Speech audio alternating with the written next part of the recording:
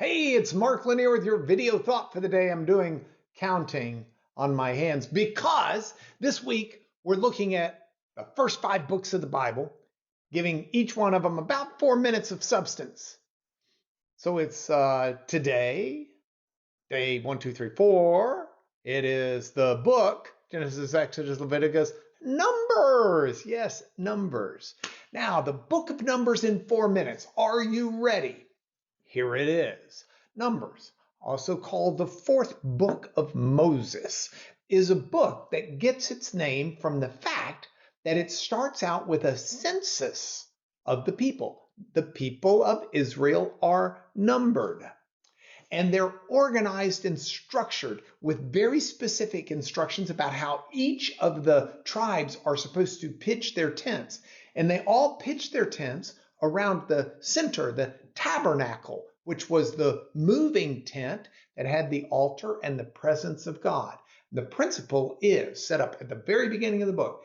Everyone's door should be facing God so that you start each day with your eyes to God. God should be over your going out and your coming back. Everybody put your eyes on God. And if there's a moral to the book of Numbers, that's the moral. So this is the book where Israel approaches the promised land and they send 12 spies into the promised land. And those 12 spies come back and 10 of them are petrified because they're too busy looking at the big cities or towns, the walls, the crops, the big giants that live in the land, and they're not looking to God, who they're supposed to have their eyes upon. So 10 of the 12 spies say, ain't no way we can do this. And as a result, the people rebel and say, we're not going to do it.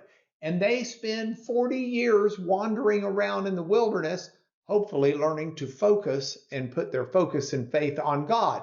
Now, while they're in the wilderness, lots more happens. This is the book that has the story of Korah's rebellion. Korah gets a little bit ticked off and gets 250 priests to join him, a little ticked off over the fact that God seems to be using Moses and Aaron, and Korah says, hey, I could be used too. And as a result, Moses and Aaron, they say, okay, well, let's sacrifice to God and see who God's listening to. And the earth opens up and swallows up Korah and like 250 of his fellows. And at that point, the rest of Israel starts blaming Moses and Aaron for that. And plague of sorts breaks out, and 17,000 plus die before Aaron intercedes on their behalf. So God sets up, you look to me, don't look to your own needs. Now, a similar thing happens when the people start belly aching about the provision of God. They even found the manna he gave disgusting. So God sent serpents among them that was biting the people and death for the people. And the people cry out and say, okay, we're sorry, we repent. And God has Aaron, I think it was Aaron, maybe it was Moses, construct a bronze serpent that would be lifted up, and whoever looked at that serpent would be healed. This is also where even Moses lost sight of God. And God says to Moses, talk to the rock and I'll give water. And instead Moses strikes the rock and gets the water that way. And God says, not going to work. Here's the transition of leadership. Moses, you can't go into the promised land. Transition of leadership is going to Joshua.